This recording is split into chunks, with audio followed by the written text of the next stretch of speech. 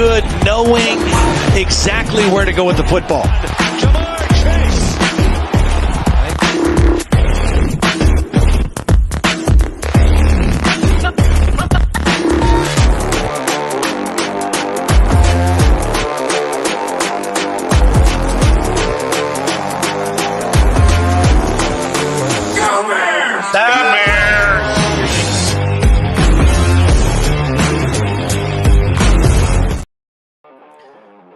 All right, what's up, everyone? Welcome into Inside the Hoosier Mind here on the All Sports All Plays Network. I am joined by Yoel, the big dog. He is back, and we are here for some pre-draft predictions. This is probably one of my favorite times of the year because it's kind of like Christmas. You never know who your team's going to get. What are they going to do for the NFL draft so far and whatnot? So this is going to be a blast. You'll appreciate you coming back in, man.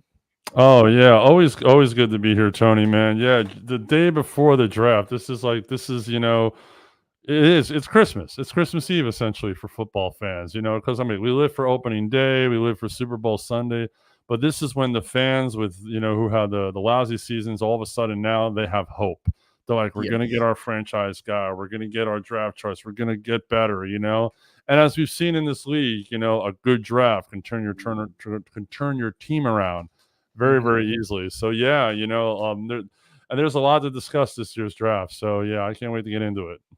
There is, and I will say, as a little bit of a shot to your New York Giants. I mean, their last few of these drafts, it's like, man, don't do this, please don't draft another Daniel Jones. I've seen so many crazy Giant mock drafts. I can't even believe what I'm seeing half the time as far as what they think is going to happen. I'm like, why are you potentially wanting to draft JJ McCarthy when you obviously need help at the wide receiver room? You need help at the offensive line. You need a lot of help for just about everything. So let's kind of start with number one. We're going to start with the very first pick in the draft. I think you and I are both pretty sure that's going to be Caleb Williams to the Bears. Do you think that's the right move? Do you think they should go with Jaden? Who do you think the Bears should go with?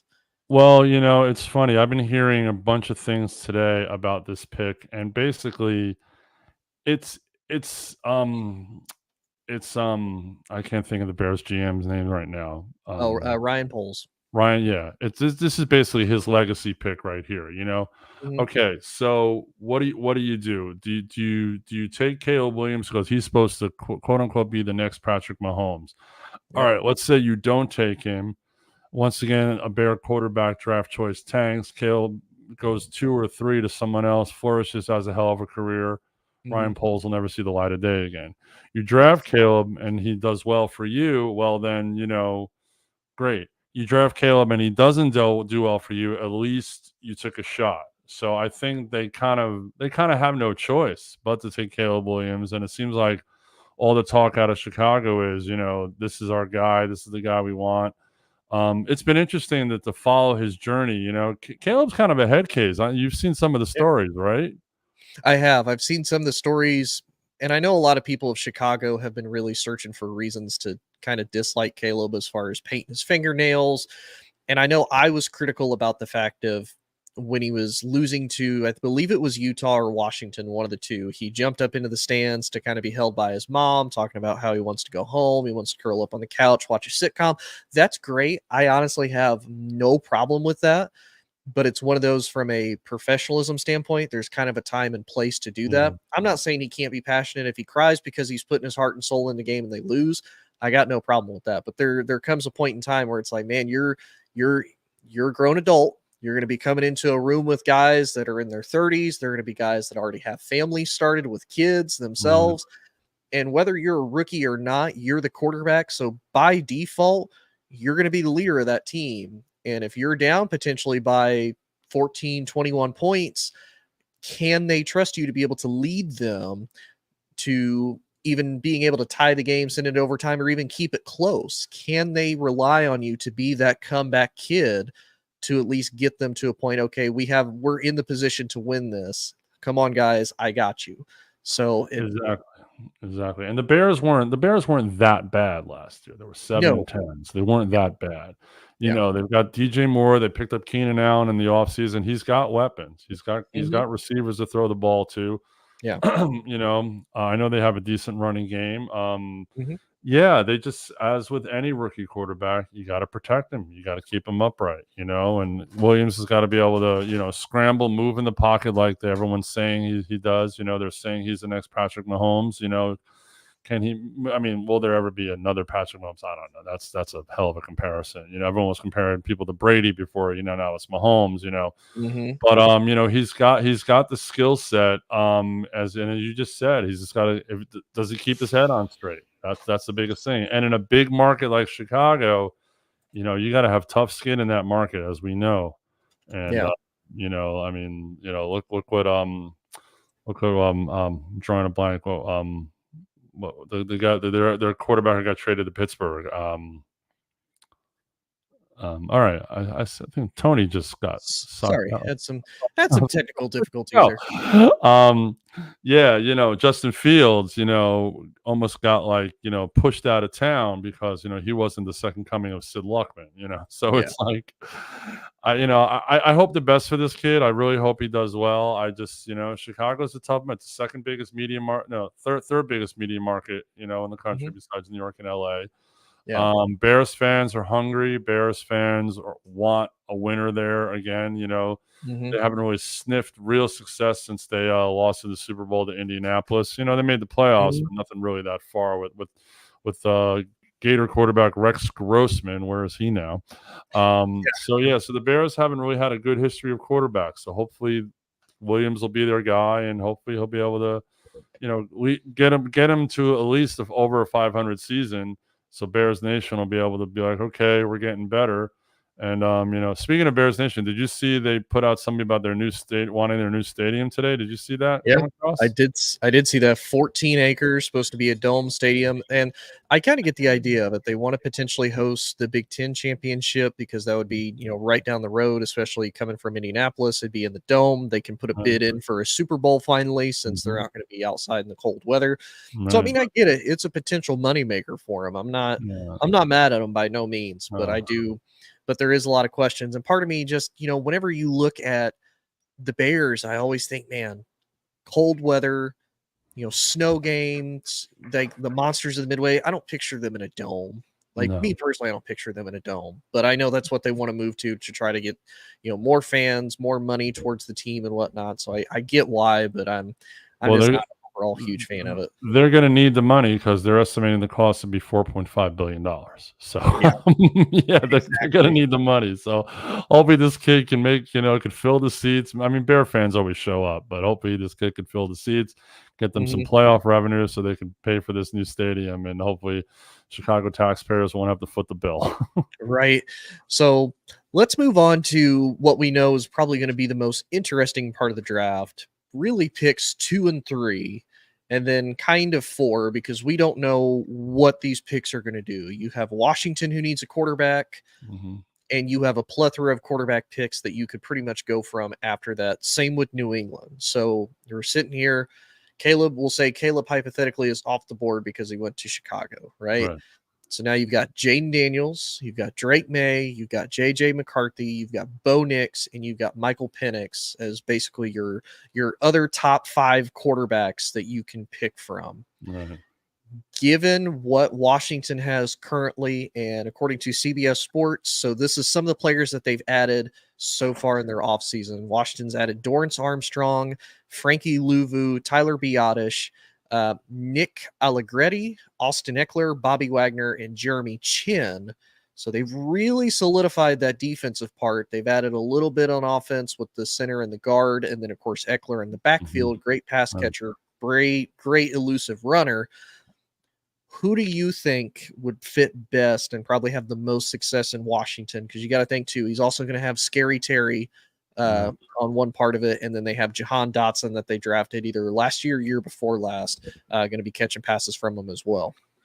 This is going to be this pick is almost going to, in my opinion, make or break the first round. And the reason I say that is because it really all depends on who gets picked here.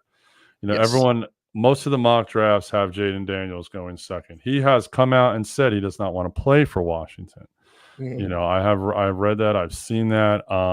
He doesn't have the cachet that John Elway did back in '83 to pull a stunt like that, or even, you know, the name of Eli Manning that they pulled. You know, they're able to get that trade done with the Giants.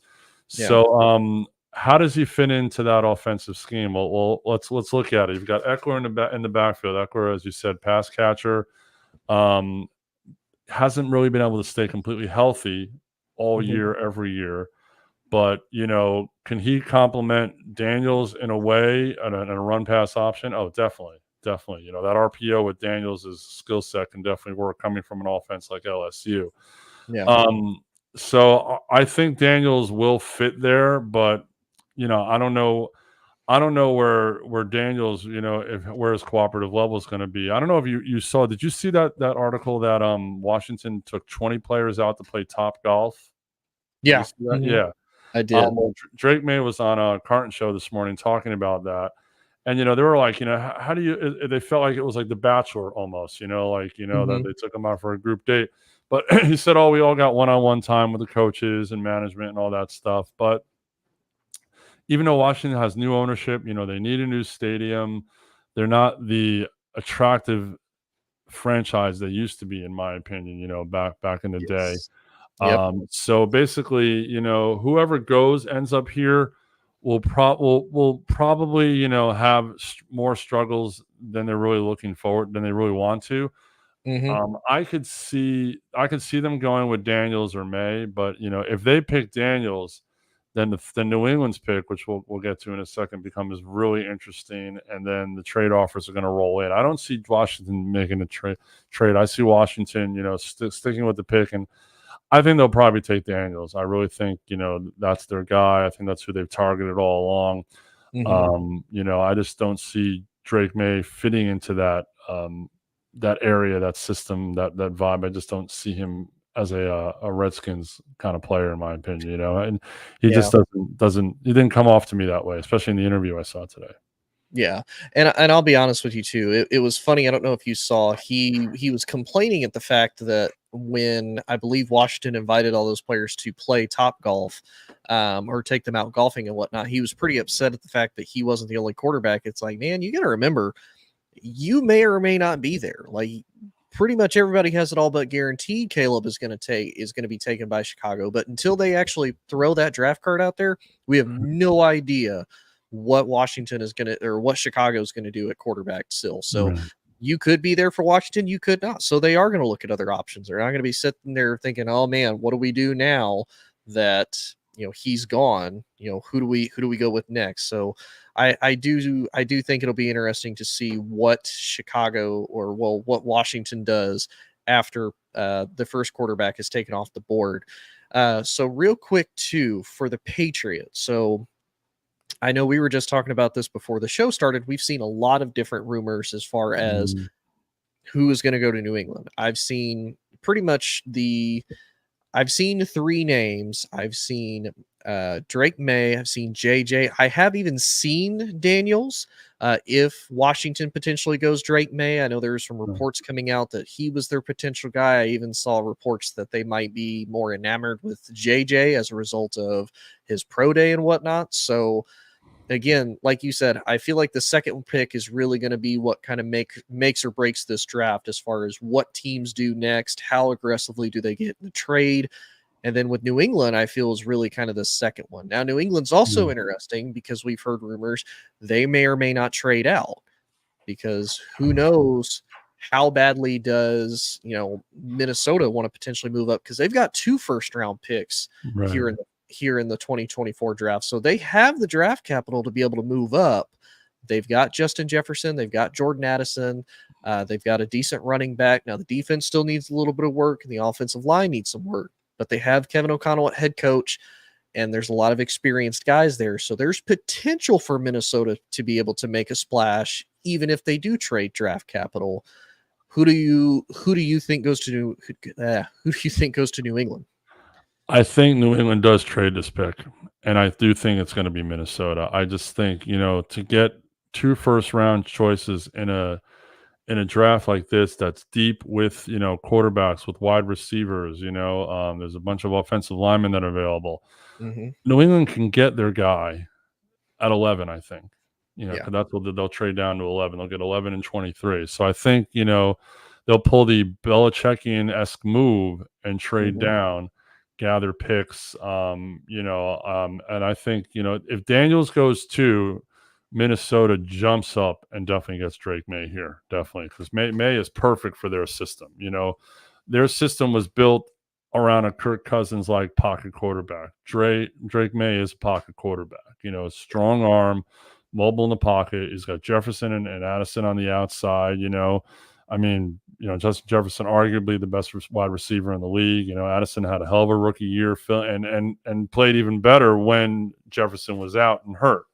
Yeah. So, plus it's indoors, made us have to worry about weather and stuff like that. He's playing in a division where he'll play, I think I think the NFC has the extra game this year. So Yeah. they'll play, 9 indoor games plus Detroit. That's 10. So 10 out of his 17 games will definitely be indoors. So yeah, something to think about. But yeah, I see Minnesota jumping. If Daniels goes second, Minnesota jumps up and definitely gets Drake May here. I don't think anybody else is going to go too far. I think JJ's a reach up here, and the other guys are a reach up here. And now it is possible that New England can get other offers, but no one really has the capital. I mean, the Raiders have a couple of picks, but I don't know if the Raiders picks are as appealing to them, because the Raiders are drafting at what I think 13, right? yes, Yeah, Raiders are at 13. yep, And yeah, so they have the 13. So they're not going to trade down to 13 and then sacrifice, their second and third round picks for this quarterback. So I could see, I think Minnesota is really the only viable who's got the commodities to trade here. That's what I see. Yeah. So we are going to take a real quick break here from our network that we're being hosted on right now by All Plays, and when we come back, we will hit pick number 4 and moving forward from there. All sports, all plays. Yeah. All sports, all plays. All sports, all plays. 365, we making a plays. You talking the game, get you through the days. We're high in the court, the dime in the lane. Variety, topics, living the same. All presentation, sports information. In the airways, taking the nation. All sport, all plays, they working your faces. Grace at the field, so tie the laces. All sports, all plays.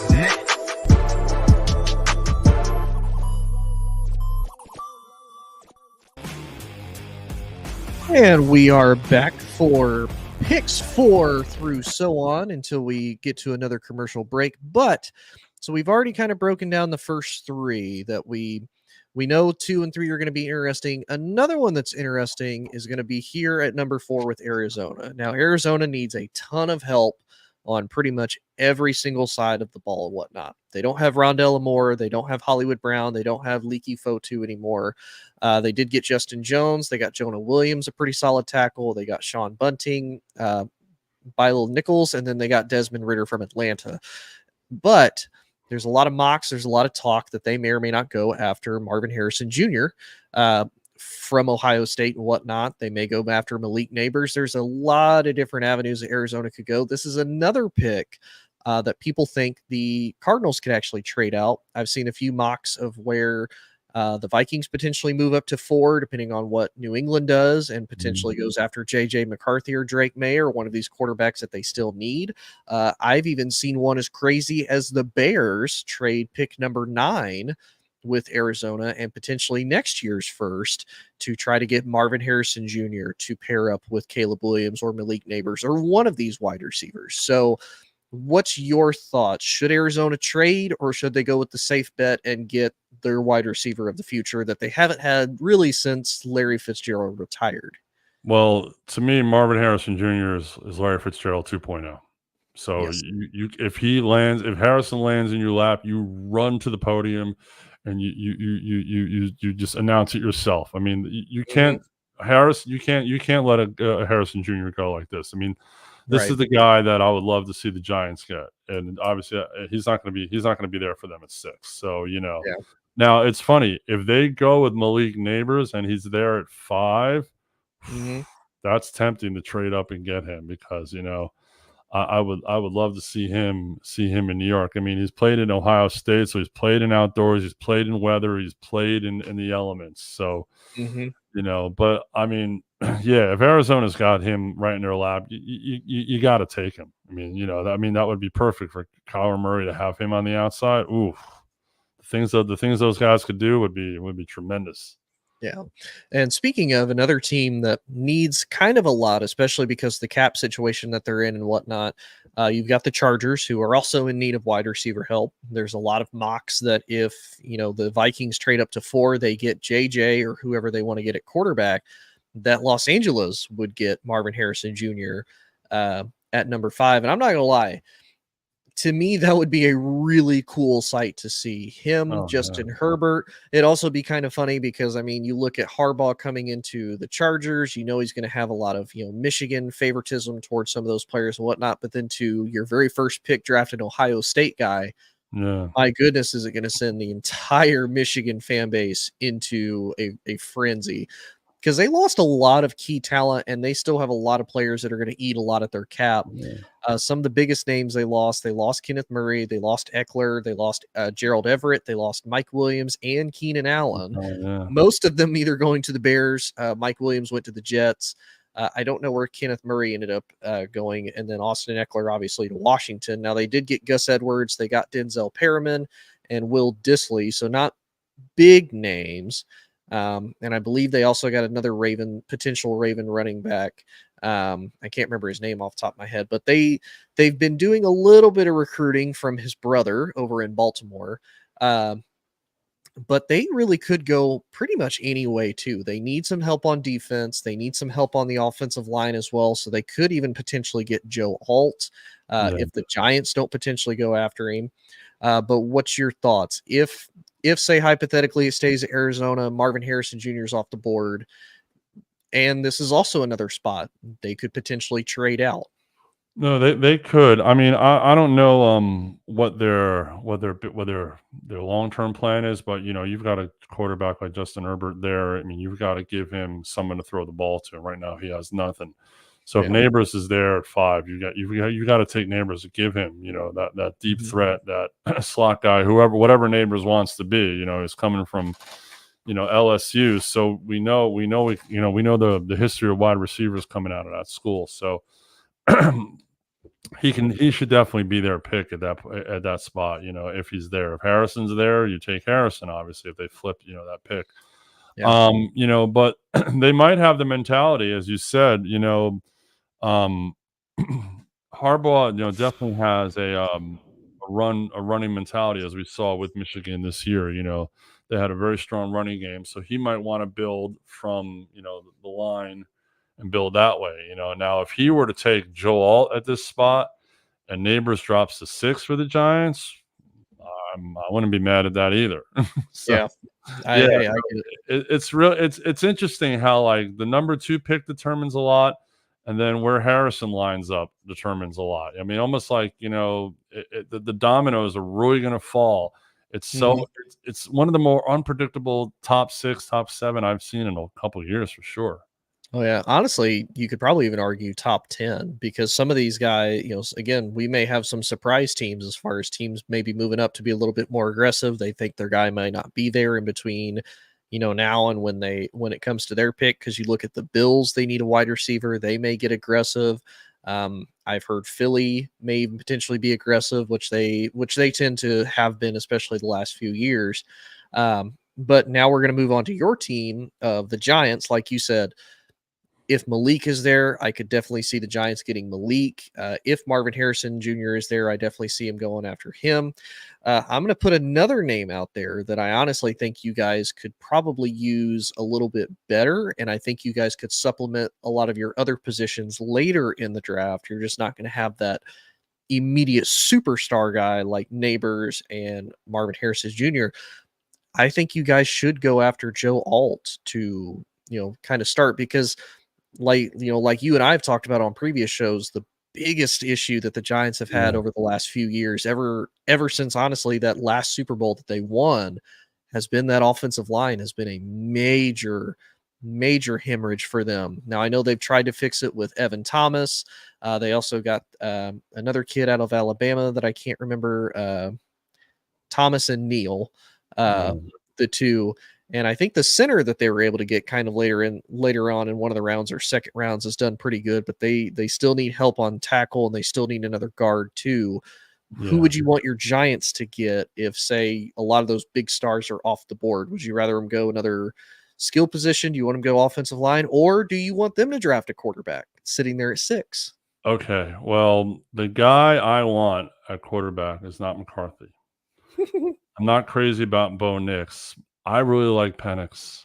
I like Penix a lot. Okay. There's something about him. I know, Michigan, he got beat, and I know he's had some injuries in college, but there's a lot of guys who have had injuries in college and gone to the pros. So, it's a real look, all these guys are hit and miss, as we know, so so if they were to take a quarterback, it'd be Penix, but this is a reach. Penix is not a number 6 pick, so I'm okay with that.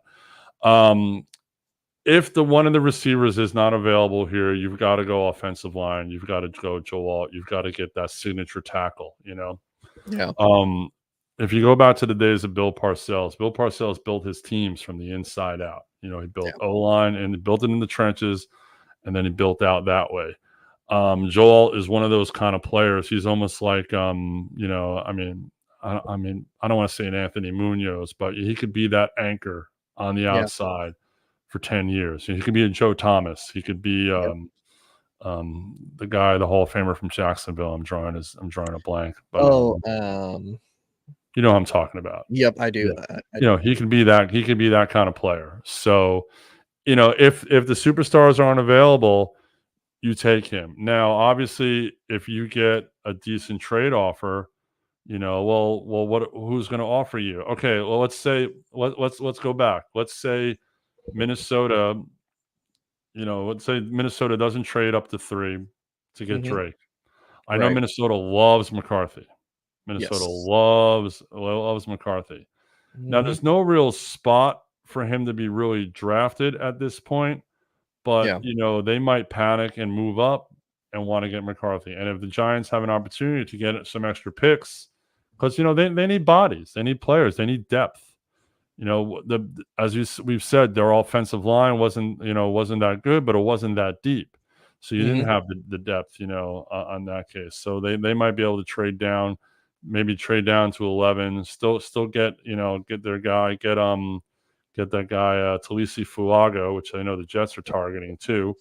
But there's a lot of potential here. But if they don't trade the pick and the receivers aren't available, you gotta go tackle. You gotta get that strong, that blind side tackle, protect the quarterback, whether it's going to be if Jones starts the season, or if I can't even remember who they traded for, the other quarterback, but Drew Lock.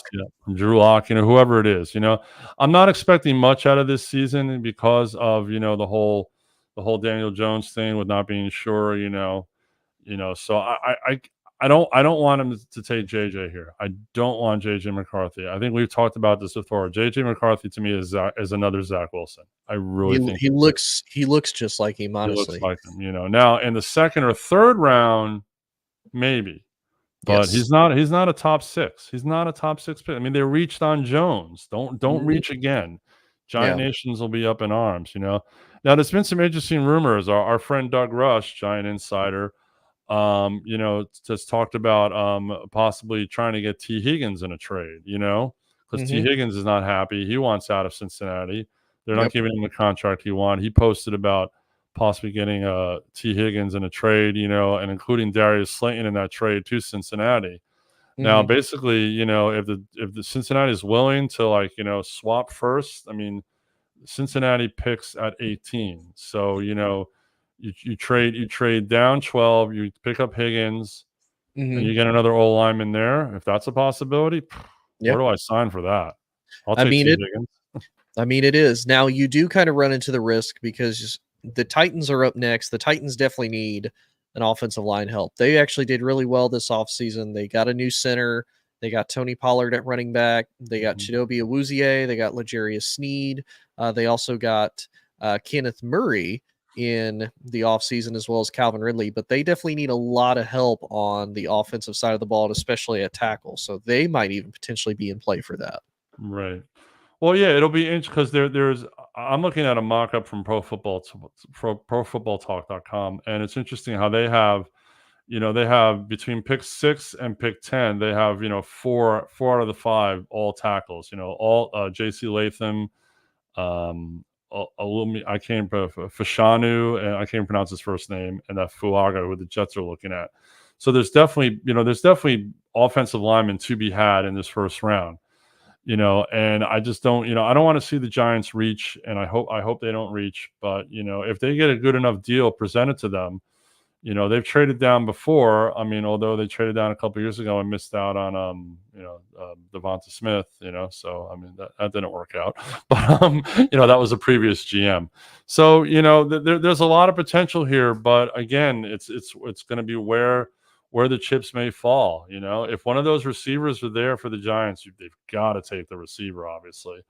But if Joe Alt is there, take the anchor on the O-line. You'll get your receivers, you'll get your other guys in the later rounds. The Giants have a decent amount of picks this year. I think they have like 7 or 8. So, they've got some sort of capital, which is good.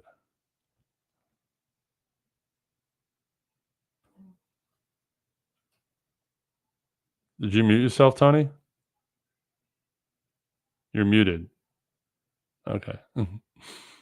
But yeah, so we'll see what the Giants do. It's gonna be really interesting, And Tennessee's interesting too, in my opinion, because obviously they're going with Will Levis, and that's going to be their guy. So who knows what they're planning over there? They get Tony Pollard in the offseason. They get Calvin Ridley in the offseason, but they do lose out on the big guy who went to Baltimore, and I'm blanking on names tonight. I don't know why, but anyway, the point being that Tennessee probably needs offensive line because they want to protect the rookie. Obviously Malik, I can't think of his last name. He hasn't really worked out, so Will Levis is going to be their guy. So at 7, to have Tennessee, probably will most definitely go for an offensive lineman. So you're probably within the first 7 picks, you're definitely going to have 3, in my opinion, 3 quarterbacks, 2 wide receivers, and 2 tackles. It's just a matter of what order and where. And who knows? The trades could, as we've been saying, the trades can come fast and furious. There's a lot of stuff that can go through here. Teams might really surprise you here because there might be some teams that are really desperate to move up to get certain players, so you never know what they're going to pull. And it should be interesting to watch, Then we go on to the 8th pick, which is Atlanta. Now, Atlanta's an interesting team. The Kirk Cousins deal, and Tony and I have talked about the Kirk Cousins deal, how they have basically, given him the bank. So, which I was never crazy about. So, they have offensive weapons. They've got, the tight end in Kyle Pitts, which is a franchise guy. And, they've got Bijan Robinson in the backfield. So they've got their offense pretty much solidified. So what they need to do is, really get on the defensive side of the ball. Dallas Turner seems to be the best edge rusher in this draft. So, at this point, I can see Atlanta picking the first edge rusher in this draft and, making the splash on the defensive side of the ball. And Atlanta fans won't be mad about that. They'll be real happy. So, all right, you're back. Cool. Everything all right? Yeah, I had a phone call and then I couldn't get her off the phone. I'm like, I'm trying to do something. Get off the phone. All right, cool. But no, I do agree. I think Atlanta's going to probably take Dallas Turner. Probably the first defensive player we're going to see taken off the board is going to be Atlanta. I mean, offensively, they're pretty solid. I mean, they have, I don't know why it says running back DeAndre Swift. That's not right. Oh, I see what CBS did. They accidentally copied who the Bears got. They did that completely wrong. Right. But no, I think Atlanta is one I feel like is a pretty safe pick. Now, kind of moving on, and we'll speed it up a tiny little bit. We've got Chicago sitting at 9. So a lot of the talks is, now we're going to potentially be looking at the third big receiver taken off the board in Rome Odunze. They could potentially go that route. They could have kind of a trio-headed monster of wide receiver with Keenan Allen, DJ Moore, Rome Odunze. Now the Bears are kind of in the same predicament. Do they go defense? Do they get Jared Verse out of Florida State? If Dallas Turner maybe is still there, if Atlanta doesn't pick him, do they go that route? They also need offensive line help. Do they go after one of these offensive linemen? As like you said, with Fuaga, Mims out of, I believe, Georgia, Fashanu out of Penn State. There's a lot of different ways they could go. They could even surprise everybody, even though they don't really need the position, but he would be a more, I would say, dynamic weapon than Cole Kmet. They could even go Brock Bowers here at 9. Yeah, no, I've heard a lot of Brock Bowers talk at this position. I think that might be a little high for Bowers, but he's one of those like swing players that he could be a tight end, it could be a receiver, he can come out of the backfield, almost like a Debo Samuel from San Francisco. But the interesting thing about the Bears only have 4 picks in this draft. Yep. They've got the 1, the 9, they've got the 75th and the 122nd. That's it. Yep. So when you've got a rookie quarterback, obviously they've made some splashes in free agency, but I think the Bears might trade out of this and trade down to acquire some picks. I'm not sure who they would trade with. I can't really predict. I've seen some mocks that have Denver almost trying to climb up here to get their guy. I could see that, because I could see Denver. So we'll kind of almost group these together, since we've talked about Minnesota a little bit. I could see Chicago honestly moving down to 12, because then I think Denver would move up to get. I think they go after Bo Nix. Oh, definitely. I like Bo Nix. I like him out of Oregon. I think with Sean Payton too, he can really make that work. I've even heard supposedly Bo Nix's pro comp would be Drew Brees. I think he's a little bit more athletic, probably a bigger arm than what Drew had, but he's got the experience. I mean, Sean Payton would be a great teacher for him to be under. And I think it would kind of help Sean Payton's, tenure there in Denver. Cause I mean, really, you think about it, the first year is a wash, because he got Russell Wilson kind of back to where Russell Wilson needed to be. But overall, I mean, for him to get a Bo Nix, you kind of eat the Russell Wilson, dead cap this year and whatnot, but then you can continue to rebuild either through the draft or through free agency and whatnot. He got rid of Jerry Jeudy. He to me is really doing what the Broncos have kind of needed. And eventually, had he not, they were just kicking the can down the road on, okay, we have to clean house. It's going to be a very slow process. He went ahead and ripped the Band-Aid off. Let's go ahead and flip this around now. Now I do think you had mentioned you don't see Brock Bowers going as high as 9. I think the Jets, because I'm a little bit of a Jets hater now because of the guy that's the quarterback back there, number 8 for them. I don't think they can help themselves and not take Brock Bowers, even though realistically they need to go after one of these offensive linemen, because once again, they have 2 very old, very injury-prone tackles, the same exact problem they had last year. Now, is that a major contributing reason to why he lost his Achilles 4 plays into the season? No. But is it probably a pretty major factor? Yes. So I think he goes to the Jets. If they were smart, I wouldn't do it. Not because Brock Bowers isn't a good player. They have too many other needs to be able to do that with. Well, this pick really depends on who do they listen to? Do they listen to the GM or do they listen to their quarterback? Who's running the show? Yes, exactly. And that's the $1 million question: who's running the show in New York? No, I think considering what happened last year, hopefully Aaron is smart enough to say, hey, I need someone to protect me so I don't get hurt again. I am 40, coming off an ACL, so. Hopefully they'll in my opinion do the smart thing. I mean, it's not the sexy pick, it's not the pick that Jet fans will be screaming about, but when Aaron Rodgers is playing 17 games next year and standing upright most of the time, they'll be happy they took him. So yeah, they definitely need to draft the offensive lineman here for sure. They got to think, even though they're thinking short term, They got to think long term, as in now, till the end of the year is their long term at this point, because they're obviously going for short term, and considering the division, considering, Buffalo lost Stephon Diggs, big loss for Buffalo. Yeah. New England's rebuilding, and the Dolphins, the Dolphins are good, but the Dolphins are unpredictable. We saw the injury bug get them at the end of the year. And they lost a lot of key players too. They did. This is the Jets' window right here. So, they need to really capitalize this. The Jets have, let's see, how many picks do they have? They have 1, 2, 3, 4, 5. They have seven choices. They have 3 out of the first 111 picks. They draft second, and then they draft in the third round. So they don't really have the draft capital to move up or down. So I think you got to take, the best player for what you need on the board. And as Bowers is sexy, but you got to take the O-lineman at this point. Yeah. Now let's move on to a team that I feel like honestly is interesting because they could really go any way. And that's in the Raiders. Now, I've heard a lot of people throughout the Raiders organization really like Aiden O'Connell. They believe that had he waited another year and stayed in college, that he would potentially be one of the top quarterbacks being taken in this draft. I don't know if that's necessarily the case. I watched him at Purdue. He was exciting. I watched him last year as he filled in for Jimmy Garoppolo. I don't know if he's that guy. I think he fit for what the Raiders were doing because they didn't really have anything else to lose as they're trying to do this whole transition process post, John Gruden, post, the whole Henry Ruggs thing. They're having to rebuild themselves.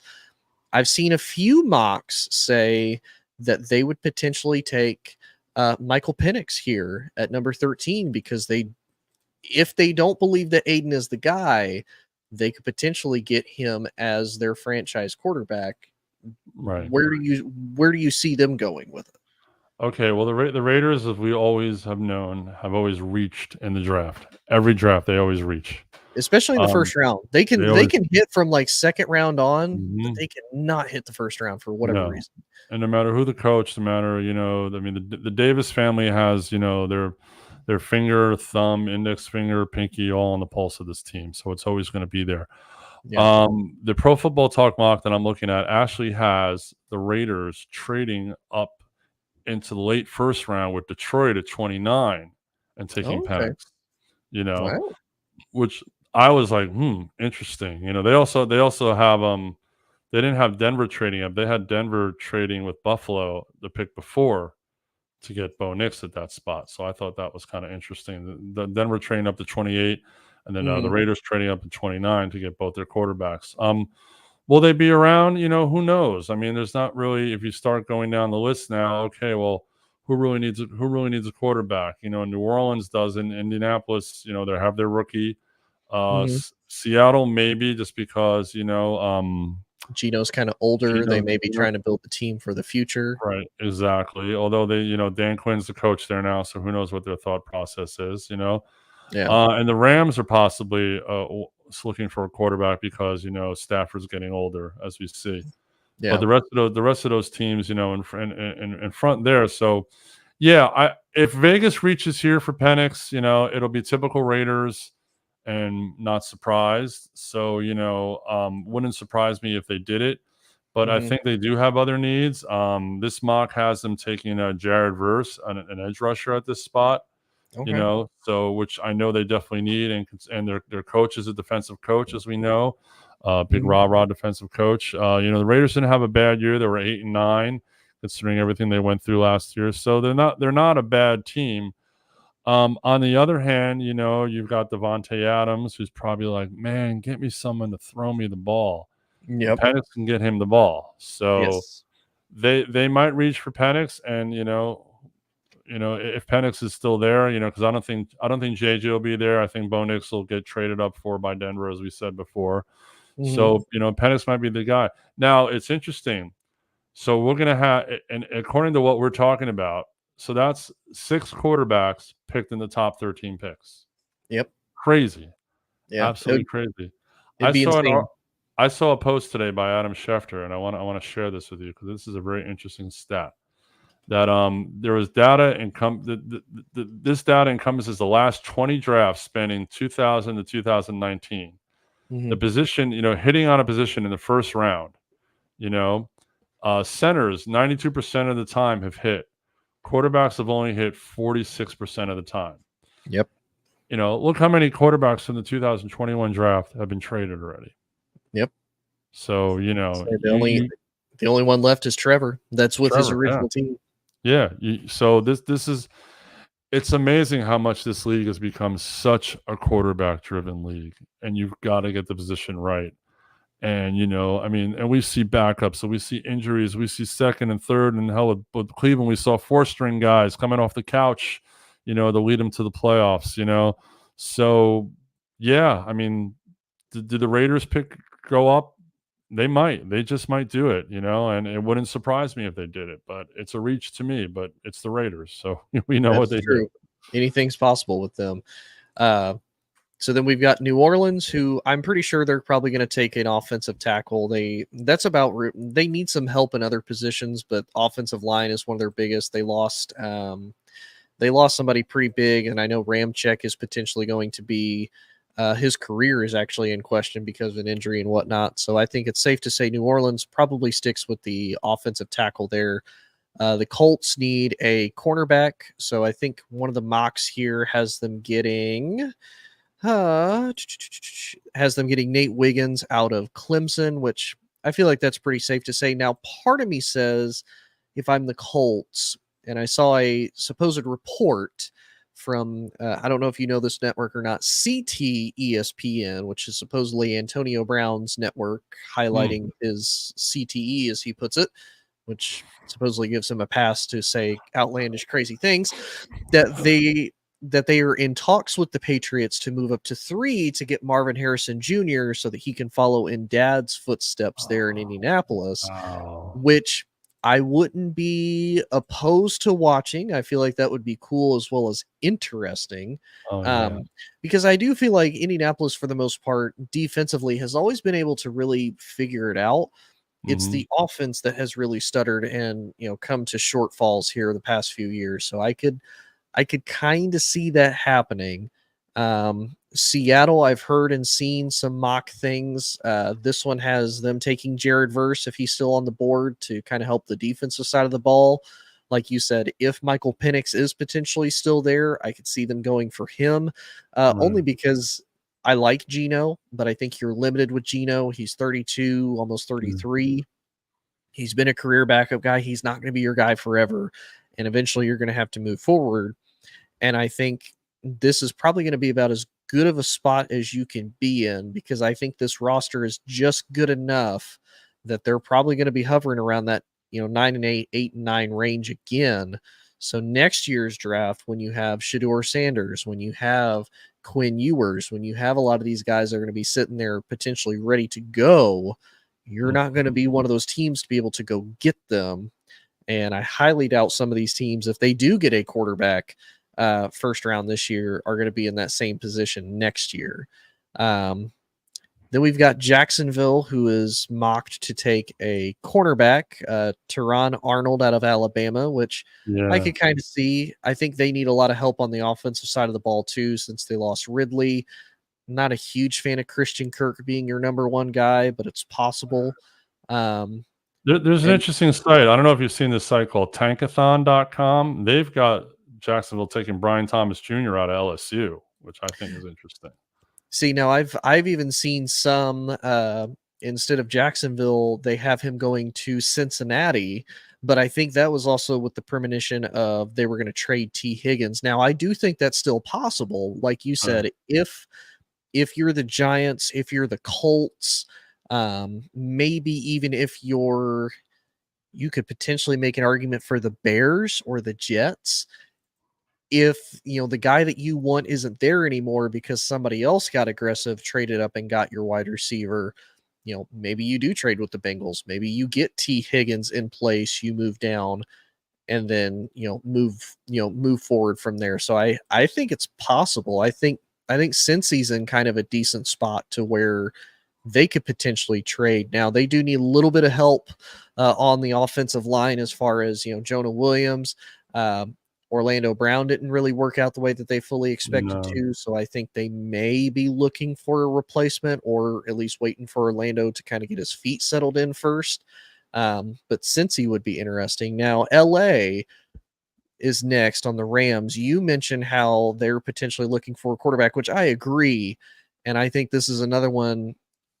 I think the roster's too decent, especially with Sean McVay as a head coach.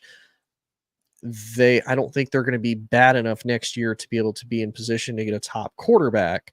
Now, they could be still an attractive free agency destination. And for them, I think that is where that kind of plays a big factor in. But according to sportingnews.com, it has them mocked to take Cooper DeJean out of Iowa as their potential first round pick.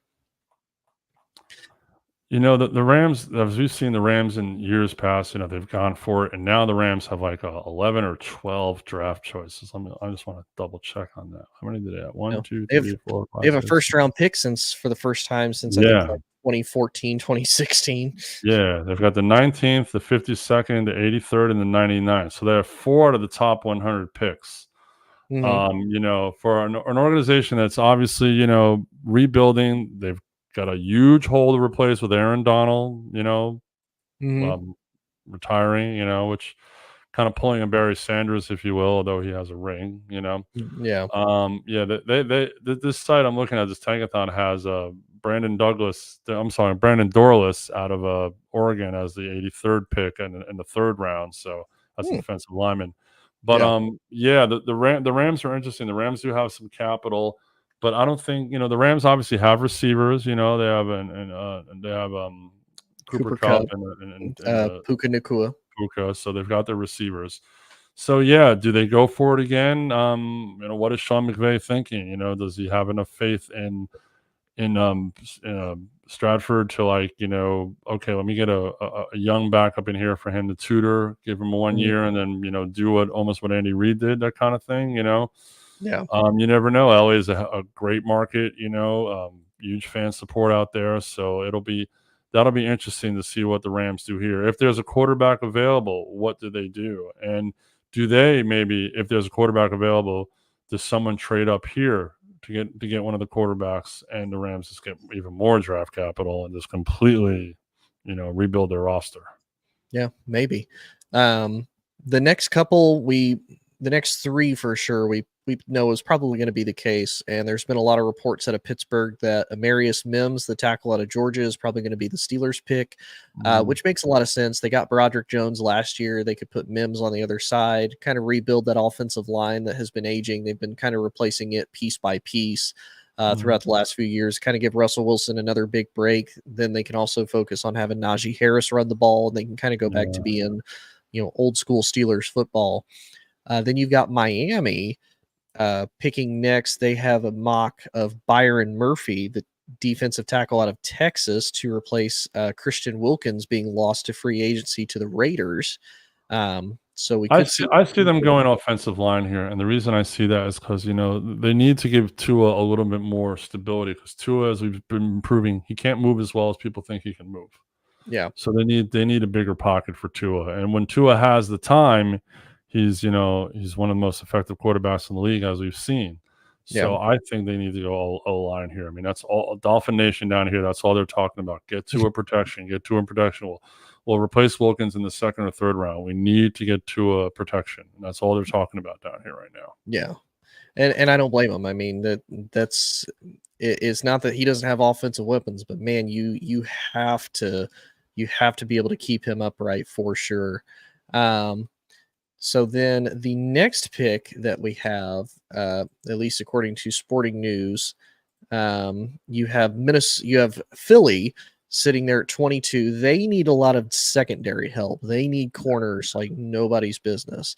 Well, whoever Howie Roseman picks is going to be good. Howie Roseman is a draft genius, as we've seen the last couple of years. This one has Quinton Mitchell. I've seen a lot of knocks actually have if Nate Wiggins isn't there, they're going to take him or Cooper DeJean. Right. I feel like either one of them could potentially be taken. One name I'm kind of surprised that we haven't seen, and they may even go for him just based off of their history of poaching the SEC for quarterbacks.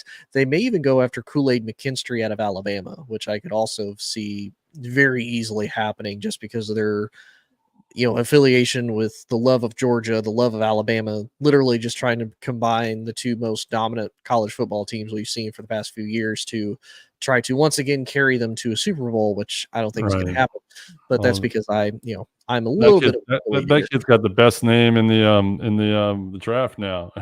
Yes. He's almost like on the Key and Peele comedy skit. Have you seen that with the Yes, I football and have, stuff? where they have all the different names. Yes. Yeah, I could see the Philly fans going Kool-Aid. Oh yeah, I could see the Philly fans. Oh doing man, they would be even more annoying than what they are right now. Oh my I know. god. Well, Uh, look, Philly's got a huge hole to fill with Jason Kelsey retiring. I yep. mean, that's the brotherly shove is no. I mean, who's going to run that? Who are you going to get to run that? Now, Not. here's the other thing that they could do, because this is kind of skipping the Minnesota Vikings because we don't know if they're going to be there or not. So 23 is kind of out. The Cowboys are the next pick after that. It has them taking Jackson Powers Johnson. Now, I've seen a few mocks where he may not even still be there as far Mhm. as a guard center position. Philly could surprise a lot of people and take him to kind of replace Jason, because I mean he's supposed to be one of the top interior linemen, and I Right. mean, what kind of better way to replace Jason? And really, the only other old guy you have on the offensive line then that you have to worry about potentially replacing in the future is Lane Mhm. Johnson. Everybody else is already under contract and pretty young. You could potentially have your center spot locked up then. Well, I have this mock in front of me from this site. This is a great site, this tankathon.com. I'm really enjoying looking at this site. They've got Amarius Mims, the 6'8" kid from Georgia, going to the Cowboys. Okay. And that's almost like that, typical Cowboy, huge left tackle kind of, Mhm. kind of player. I mean, obviously, the Cowboys, who knows what they're gonna do this year. I know Jerry seems to be a little more budget conscious all of a sudden now. Mhm. So we will see what they do. We'll see if they're able to hold on to CC and Parsons, through these possible budget cuts that I've been reading about. Yeah. I read one article that Jerry might be getting to the point where he's like, you know what, I might he just might want out at this point. I read one article about that. I was like, Mhm. ooh, interesting. I've I don't know how easily he'd sell the team, but I was like, maybe it's time. Cowboy Nation might be like, all right, Jer, enough already. I've seen a few of those. In all honesty, I think Cowboys Nation would be probably pretty ecstatic. And if he does, that might be when I come back to Dallas. Maybe. Might have to give it another year to see how Steven runs it, but we'll Right. see if old Jerry actually stays retired or not. The next one, and I actually moved on to the tankathon.com website too, and Mhm. this one is actually pretty much the same between both. They have Green Bay taking Tyler Guyton, and a lot of Mhm. these with the offensive tackles, it's been kind of like intermixed between a lot of the teams that need offensive linemen after Joe Alt is gone. So I've seen a Right. few of those kind of hit and miss. Which Green Bay does kind of need some help on the offensive line, especially with them releasing Bakhtiari here Yeah. this past offseason. Really surprised he didn't do a reunion with the Jets and they went with Tyron Smith instead. I'm like, man, Bakhtiari's played a lot more games than Tyron has here lately anyway. He Um, has, yeah, but the Jets. it's It's the it's the Jets. Jets. Jets. They can lose in those terrible looking uniforms. Exactly. Um, Then you've got Tampa Bay getting an edge rusher and Chop Robinson out of Penn Mhm. State. Not a huge fan of that. Not that I dislike Penn State players, but at least what I've noticed the last few years, and you can attest to this being a Giants fan, mainly when Barkley was healthy, he's been ecstatic. And I know Yeah. Micah's been inconsistent. He's Mhm. good, but he's inconsistent. That's where I'd maybe Yes. be a little bit hesitant out of some guys with Penn State. Then it's got Arizona going defensive line with Jahan Newton. Then you've got kind of an interesting one with the Bills then finally taking a wide receiver in Adonai Mitchell out of Texas. Yeah. Well, Um, they need to replace, Diggs. So yeah, that would be the yeah. obvious pick there. Then you've got Detroit going again with another Alabama player with Kool-Aid McKinstry at cornerback, which they do need help in the secondary, so I could see that. Um, Now the Ravens, this one I don't know if I necessarily see that makes sense because I feel like they could go wide receiver. Not necessarily that they may need it, but I don't believe OBJ is still there. And I do think that even with the rookie Zay Flowers being there, he's still going to need help. Like, Right. yes, Mark Andrews is there, but you need another true wide receiver to help take that, double coverage off that's going to be on Zay, especially now that he's made a name for himself in the NFL. This has them taking Jackson Powers Johnson at 30 as an interior lineman. Now, I know they lost Morgan Moses. I think they lost another offensive lineman. I really don't get them taking an offensive line. That even on Sporting News, it has them taking Graham Barton out of Duke. Then it says apparently they need to get an option for either right tackle or left guard to keep the strength of their interior offensive line since they moved on from Morgan Moses and Zeitler. Right. Here's the kind of thing to me, though. And it's not to dismiss the importance of offensive linemen and how great and impactful they can be. We've seen a lot of teams benefit from having really strong offensive lines. I don't see why you would potentially skip on getting a better quality wide receiver, because you can always supplement offensive line in the draft. You can always get those guys later on and still have quality, solid starters. Now, wide receivers, you can do that too, but some of them might need a little bit more refining than, yeah. But that's me if I'm them. Well, I mean, the Ravens, as we've seen, the biggest fault of the Ravens is obviously they're so dependent on Lamar Jackson and his skill set. So, what do you got to do for a quarterback that moves around so much? You got to give him time. Yeah. So to me, I do like the offensive lineman pick there just to give him a little more protection. He's got I'm drawing a blank on who they just the running back they're signed. I can't think of his name. The kid from that was on Tennessee. And now, Derrick Henry. Yeah, they've got Derrick Henry now, so that's going to give him some relief back there, give him someone more dependable to run the ball. But Lamar's still going to run around. He's still going to move around. They've got that rookie tight end who filled in when Andrews was hurt, so they've got almost like a double-headed monster at tight end now. If I'm Baltimore, I do take an offensive lineman. I think you need to protect Lamar Jackson a little more there, just because he's getting a year older. We know how his injuries can be. And you gotta give him a little more time, because Lamar has proven when if he stays in the pocket, he can be very effective. So I think you need to give him a little more time in there. So I like the offensive lineman pick there personally. Okay, I could see that. Then the last two picks, we've got San Francisco taking Jordan Morgan, tackle out of Arizona, which they do need a lot of offensive line help. I know there's a lot of thoughts and potential rumors as far as what's going to happen with Brandon Ayuk.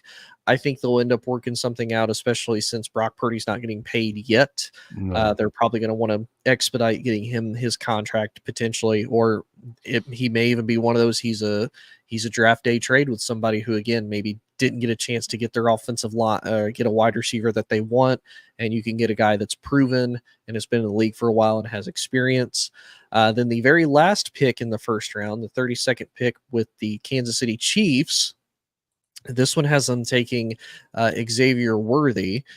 And then I even have this one, them potentially going offensive tackle with Kingsley Sumatia out of BYU. I probably butchered that to no end.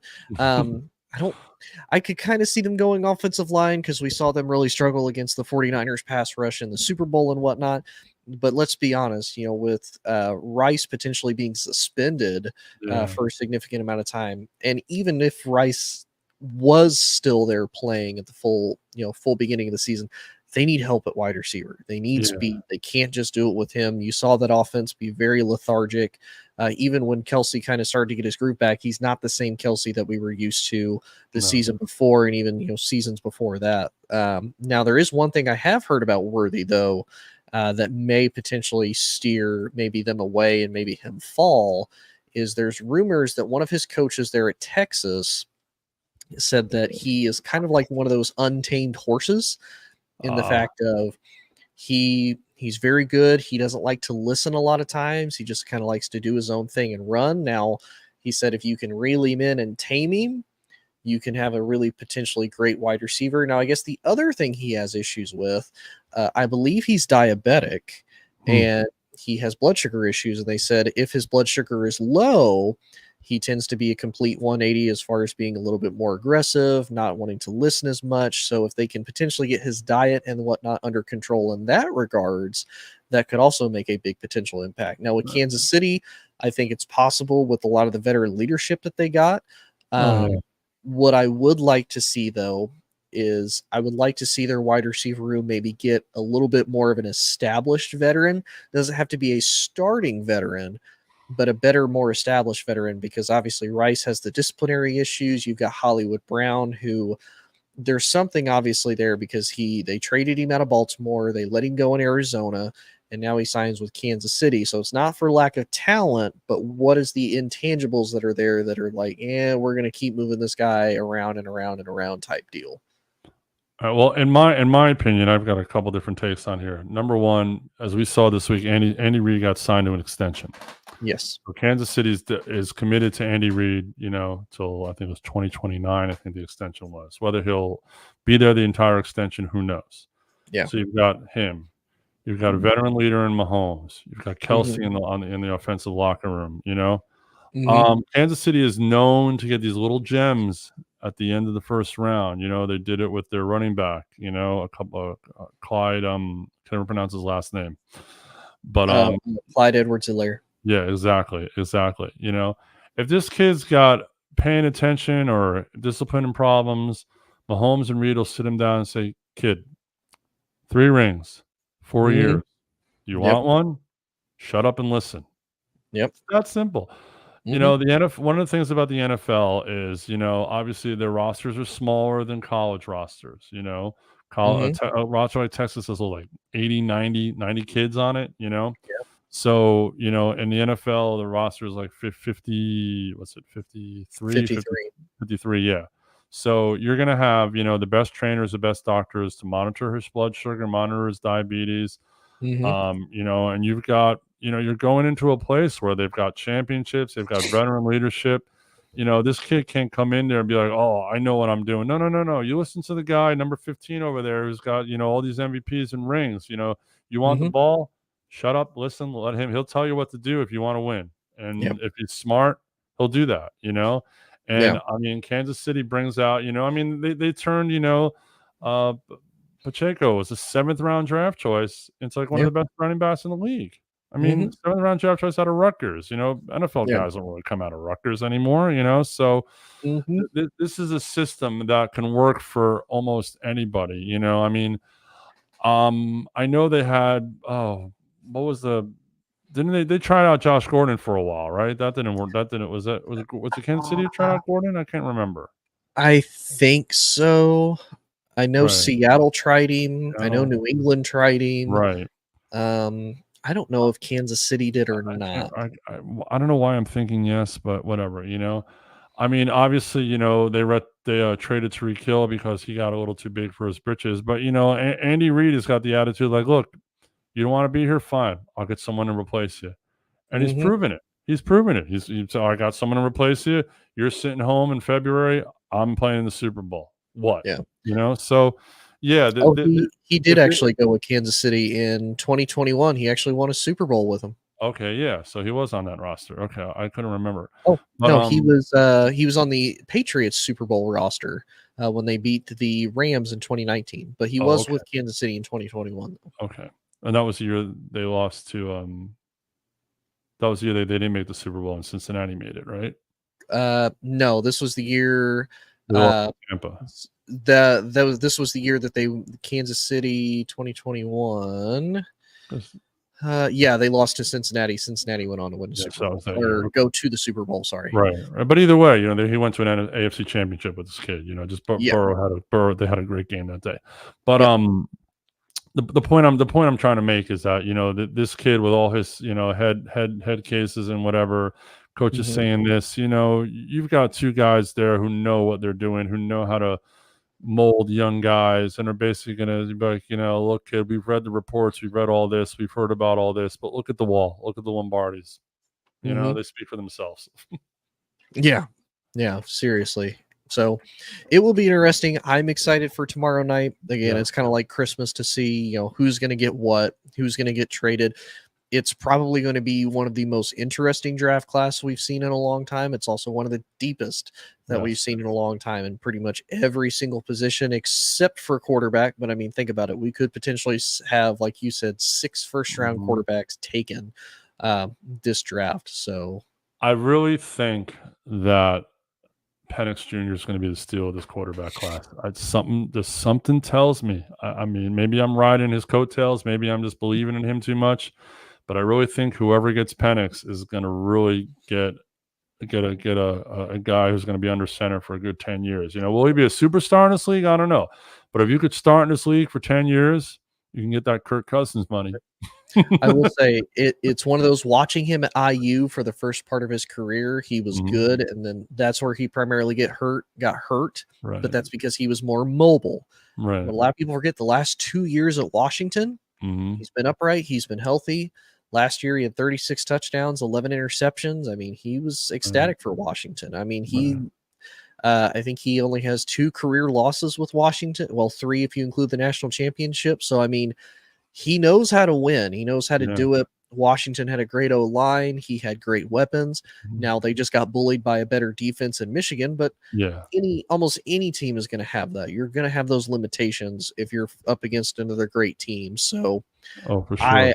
I'm excited. I think he has potential to be good. I do think it's another one of those, and really I think it for just about every single quarterback except for JJ, of if they are in the right situation, they can potentially be a great quarterback. There's only a handful of quarterbacks we've seen, mainly Peyton, Andrew Luck. That's RG3 technically, but that Washington roster wasn't terrible. I mean, you had Deshaun Jackson, you had Pierre Garçon at the time. You had a lot of decent players on that Washington team and whatnot. And obviously they had a fantastic coaching staff because like 5 of their staffers are all NFL head coaches now at this point.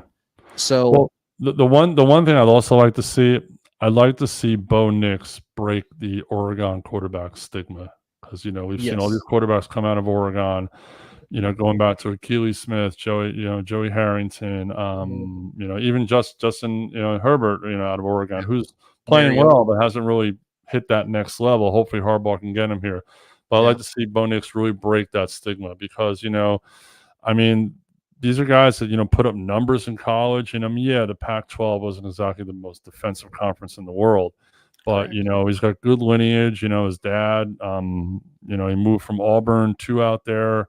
I'd like to see him do well, and as we said before, if he gets drafted by Denver, I think he'll do very well in that Sean Payton system. I think so. There's a lot of people that have kind of dismissed him for kind of the same reason. He played in the Pac-12. He couldn't hack it at Auburn and the SEC. Here's my one counter to that before we kind of head out, because like you said, the Pac-12 was good this year. Like they had probably one of their best seasons, and ironically their very last season was their best one. You're at Auburn, so you immediately have to face top tier talent as far as Alabama goes. Whether they have a down year or not, you have to face Alabama, which is always tough. You're in the SEC West to start with, so then you also have LSU that you have to contend with. You have Mizzou, who has been up and coming. You've got Texas A&M, who is always hit and miss. So you've got a ton of teams that you not only have to deal with just in the SEC West. You look to the East, okay, now you have to deal with Georgia. Now you have to deal with Tennessee. Now you have to deal with Florida. Like, you are going to get the snot beat out of you. And for a kid that started as a true freshman and sophomore there at Auburn, what kind of more do you want from the kid? It's like, okay, if I'm him, my best opportunity to succeed is not going to be here at Auburn, because they're not going to get the recruiting efforts. They're just not going to have the bodies to be able to stack up against in Alabama, some of these elite SEC teams. Okay, I can go to Oregon, who has just as good a star power. They have Dan Lanning, who's really copied the SEC blueprint and mold. For Oregon, they have big-bodied wide receivers, great offensive line, great defense. I have a better chance of succeeding there if I'm their quarterback than I do sitting here at Auburn and getting hit every 5 seconds from some of these big-time NFL defensive players. Real quick, and I kind of want your thoughts before we head out. Sam Dalton and I talked about this yesterday. So with all of the new additions to the Big Ten, Oregon being one of them, we said that as it stands right now, The Big Ten is Ohio State's to lose because of Michigan is going to have to rebound because they're going to have a ton of guys drafted out. They've lost a ton of guys. They lost Harbaugh. We don't think Penn State's going to be able to do it. They would probably be the next one in line, but Penn State always kind of falls short. Ohio State's got all the pieces except for quarterback. But then you look at Oregon. Oregon's going to have a couple of guys drafted, but not a whole lot. They're going to retain a lot of their guys. And they have a veteran quarterback coming in Dylan Gabriel, who did really well for UCF before transferring to Oklahoma. Actually did pretty well for Oklahoma last year before Oklahoma had some mishaps and is now transferred to Oregon. Do you think Oregon is really the only team in the Big Ten right now that's going to be able to give Ohio State a run for their money? I have to agree with you. Yeah, I would say, yeah. I mean, Washington is a wild card because they've got a new coach, New I don't know coach. much, I don't know much All about of the their quarter- offensive line is gone. Their wide Right. receivers are gone. Penix is gone. Exactly. And look, Michigan might surprise some people because, no matter what, they are Michigan.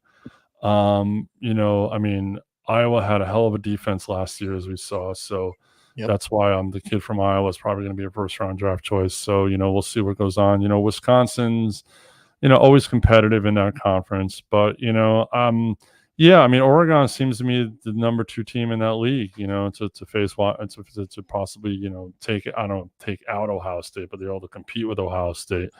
But yeah, I mean, some of these West Coast teams are going to come to the Horseshoe for the first time. They're not going to know what. I mean, the Horseshoe's a beast in itself. They're not going to know what hit them, or if they have to go to the Big House in Michigan, and in turn, some of the teams going out west, playing in Oregon and Washington, playing in the climate, in those elements out there. The Northwest is a whole different vibe out there, a whole different bag. So Yeah. the Big Ten is going to be fun to watch, and I know as it gets closer we'll do a whole college football show. But yeah, I agree with you. It's Ohio State's to lose, but Oregon to me has the best chance of beating them for sure. I agree, man. Well, I appreciate you coming on, buddy. It's a blast as always. I know we kind of rushed draft stuff, but appreciate you coming on nonetheless, man. Yeah, no doubt.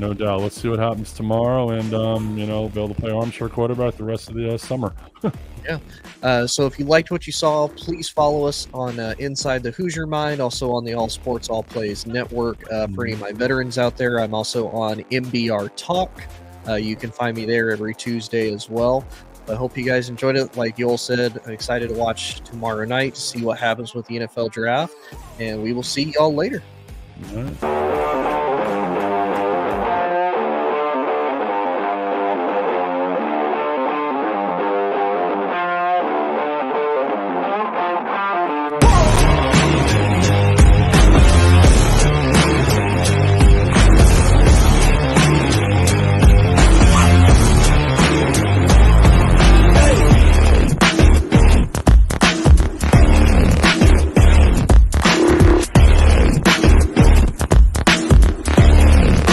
Good knowing exactly where to go with the football.